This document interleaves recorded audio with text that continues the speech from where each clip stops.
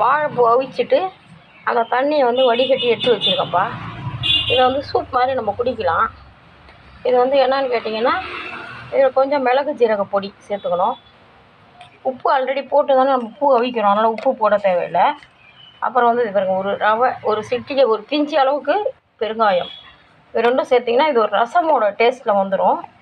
இதை வந்து நல்லா ஆற்றி இதில் வந்து கொத்தமல்லி தழை இருந்தால் போட்டுக்கலாம். கார்ன்ஃப்ளேக் மாவு இருந்துச்சுன்னா அந்த ஒரு சிட்டிகை லைட்டாக அதை ஸ்பூனில் ஒரு கொஞ்சமாக கரைச்சிட்டு அதையும் இதில் சேர்த்திங்கன்னா நம்ம சூப்பு மாதிரியே இருக்குங்க, காளான் சூப்பு மாதிரியே இருக்கும். ஆனால் இது டேஸ்ட் வந்து கொஞ்சம் தொவுறு இருக்கும்.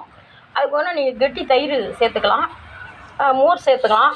ஆனால் இது வந்து இது ஒண்டியாக இவ்வளோ குடிக்கிறது கஷ்டம்தான்.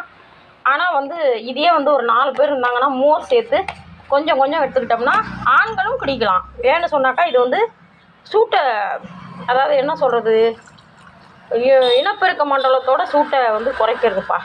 அதனால் வந்து இது ரொம்ப நல்லது. இது நல்லா ஆற்றி இப்படி சூப்பு குடிச்சிங்கன்னா லேடிஸ்க்கு வந்து மெனோபாஸு இந்த ப்ராப்ளம் வராது. இந்த சின்ன குழந்தைங்க வந்து பருவம் மீதி எதுவும் வயசுக்கு வந்ததும் இந்த முதுகு வலி, இடுப்பு வலின்னு சொல்கிறாங்க இல்லையா, பீரியடில் அந்த வலியை வந்து இது கட்டுப்படுத்தும்.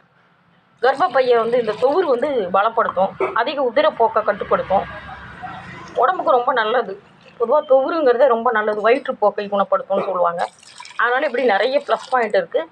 இதை வந்து நான் எப்போவுமே வாழைப்பூ, வாழைத்தண்டு இதெல்லாம் வச்சேன்னா தண்ணியை கீழே ஊற்ற மாட்டேன், நான் வந்து எடுத்துப்பேன். எங்கள் அம்மா தொடாது, நான் சாப்பிட்ருவேன். ஓகேங்களா? இதில் கொத்தமல்லி தழையும் கார்ன்ஃப்ளேக் மாவு கொஞ்சம் ஆட் பண்ணிங்கன்னா ரொம்ப பிரமாதமாக இருக்கும். தேங்காய் பூ சேர்த்து குடிக்கலாம். எல்லாம் அவங்கவுங்க சௌகரியம் தான். ஏலக்காய் சேர்த்து குடிக்கலாம்.